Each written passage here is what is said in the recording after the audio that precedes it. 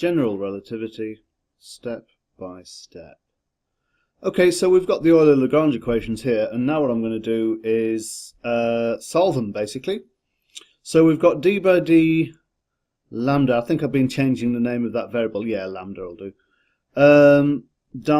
G by x dot, let's call it k. I got myself tangled up before because I used I here, and it was interfering with my thinking about I here and here, that summed variable there, so I'll call it a k. Put that in brackets, I guess. Minus g by x, let's say k equals 0. And g was equal to that thing there, so g was equal to g ij x dot I x dot j.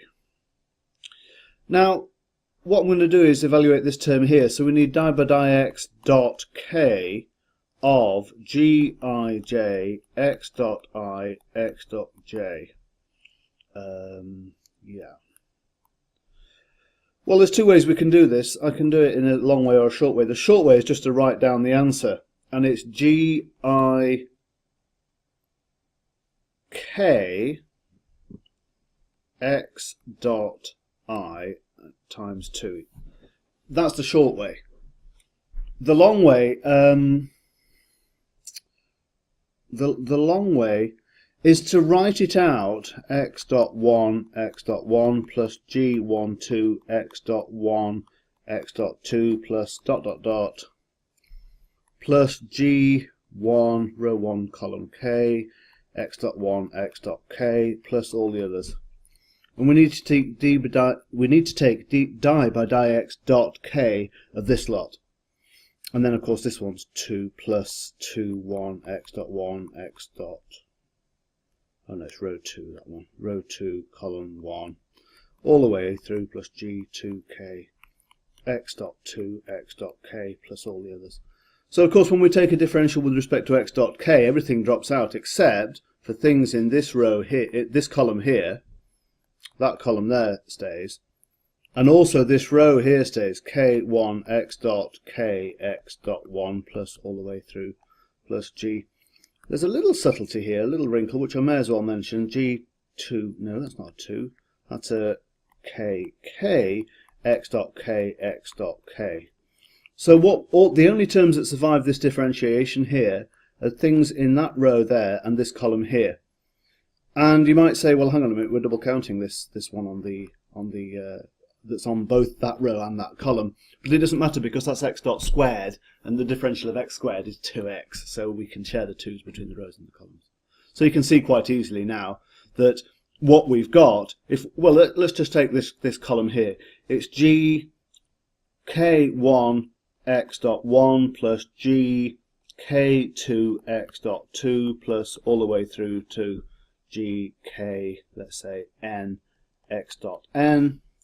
And we've got two of those because we've got one term from that column there and an identical term, and because the fundamental tensor, the metric tensor is symmetrical and multiplication is commutative, we've got one term for the row and one term for the column there, so we've got two altogether. Okay, so that's what that term equals. So where was I? The equation is now d by d lambda of 2 g, which way am I going to do it? I'm going to say I k x dot I minus g by x k. Now what's that term? And that equals 0, of course. What's g by x k? G, this term here, what is it? x k equals by x k g ij x dot I x dot j. Well, at first it looks like that's 0, but it's not, because we've got gij is some function, or n squared functions, I guess, of xk. So this term here, this g thing here, has in fact got a dependence on xk, not just the dots, which are explicit here, but hidden within the metric tensor is a dependence on xk, not x dot k. Okay? So that's g xk equals gij with respect to k times x dot I, x dot j. Yeah, I think that's right. So what's happened to my equation now? What's happened to my equation? We have got d by d lambda from this term up here of 2gik x dot I, summed over I of course, minus di gij by di xk x dot I x dot j, summed over I and j, equals 0. Now I need to evaluate this beast here. What's that? Well, I need to make the substitution. D by d lambda equals... I'm running out of letters. I've got an I, a j, a k. I'll have to say L. Di xl by di lambda, di by di xl, summed over L, of course. And the beauty of it is that, I think I've said this before, but I'll say it again, that thing there is just x dot L by definition. Di xl. Isn't that beautiful? So now we've got this, we can recast our little equation here as x dot L, I'm just rewriting the d by d lambda, di xl, that thing there being di by di lambda. Oh no, it's a complete derivative, sorry.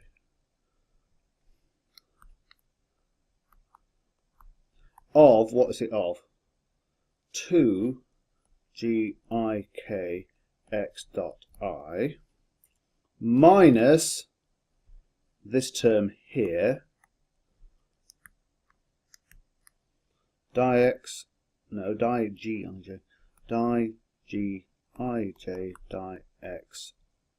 xk x dot I x dot j, summed over I and j in that case, equals 0. And this guy on the left is summed over the index L.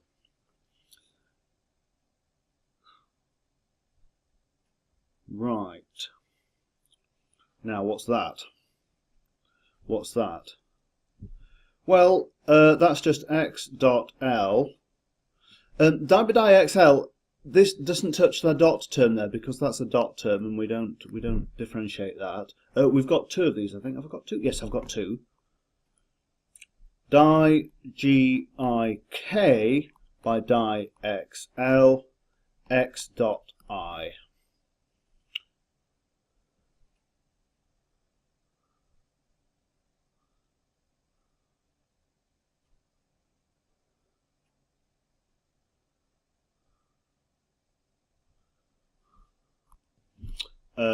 Plus 2, what have we got left? We've got x dot L, that 2 is that 2. I've differentiated this term with respect to lambda.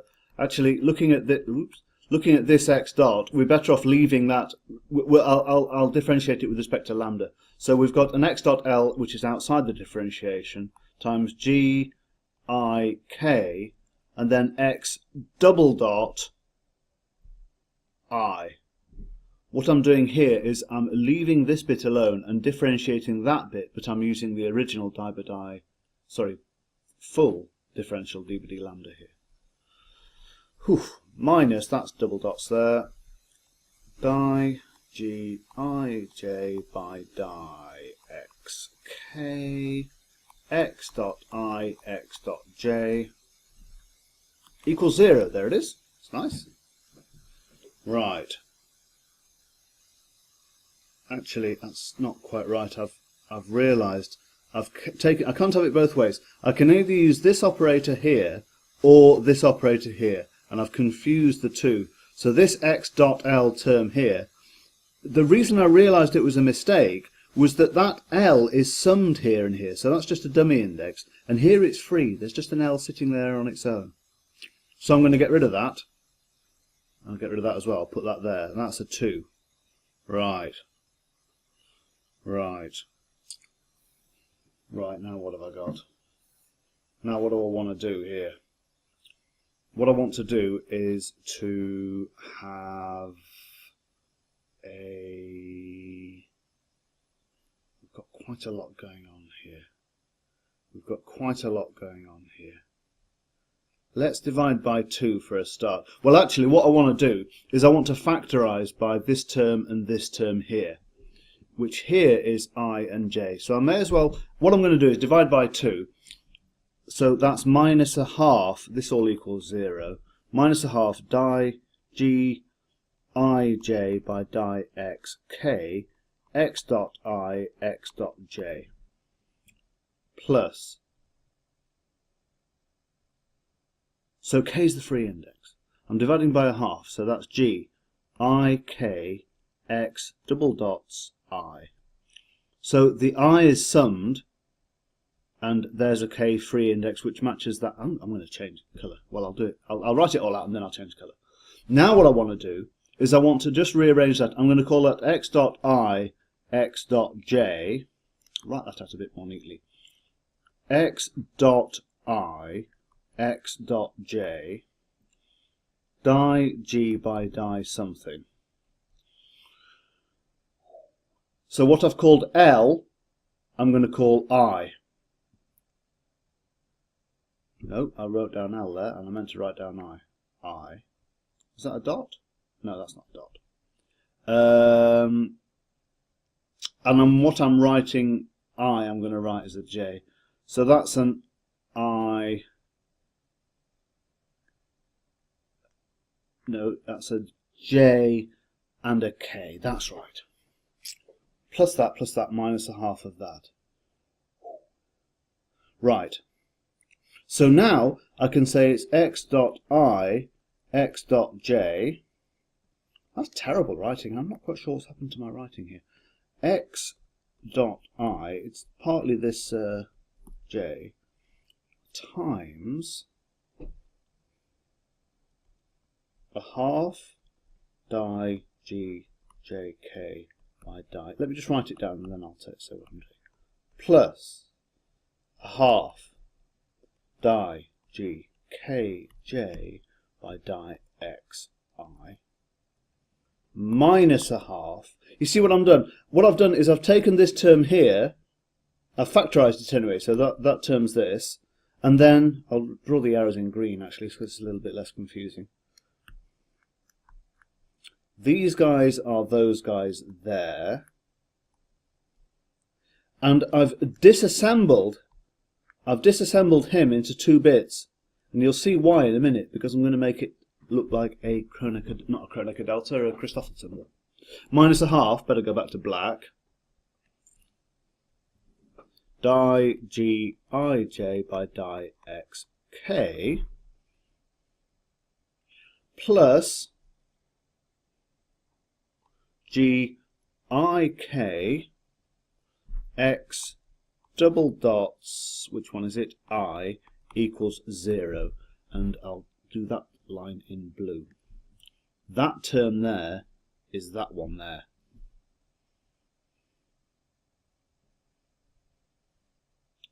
Okay, so let me go back to black and we'll rephrase this one.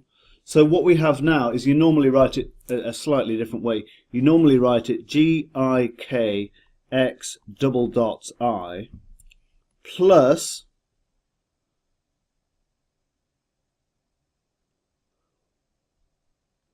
that's a Christoffel symbol. Let me get this the right way around. Right, it's not quite straightforward because the Christoffel symbol should really have an I, a J and a K. What I'm going to do is I'm going to swap the identities of I and J over here. I'm going to make that a J and make that an I. That's a K, I think, and there's an I. The reason being I can swap those over because I and J in this this expression here are umbral indices. They're summed over, so they don't really, it's not that they don't exist, it's just that I can call them what I like. So for this term I'm going to call it I and J, and this term I'm going to call it J and I. So that's the Christoffel symbol. The sign on this is a K, which is the last one, which is K, I, J, times x dot I, x dot j equals 0. Now what I want to do is to raise an index. I'll raise the k index. I'm going to multiply by k and l. gikx double dots I plus gkl ijk x dot I x dot j equals 0.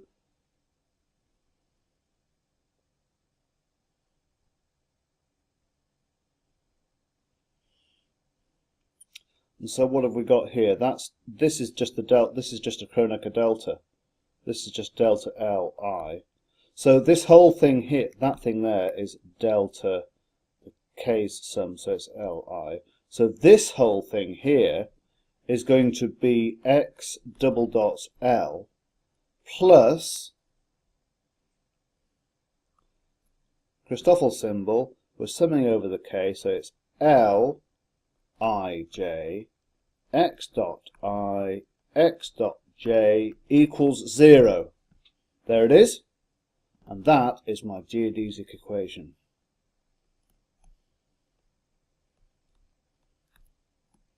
Isn't that beautiful?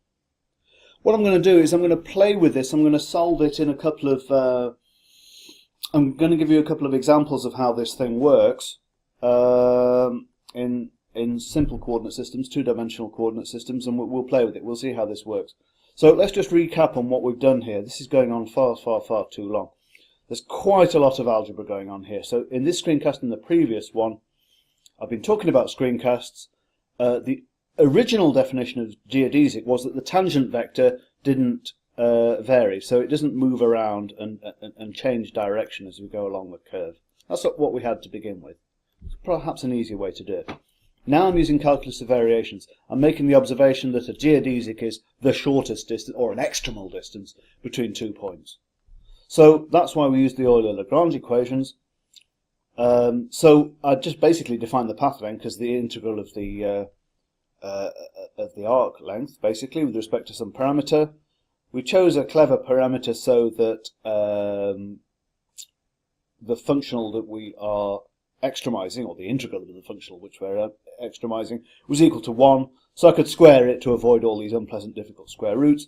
We did a whole bunch of tensor algebra, and now what we've got is this beautiful tensor equation here, this geodesic equation. Absolutely fantastic, and I'm going to give you a couple of examples in subsequent screencasts, and I'll show you how it works. Okay, stop there. Stop.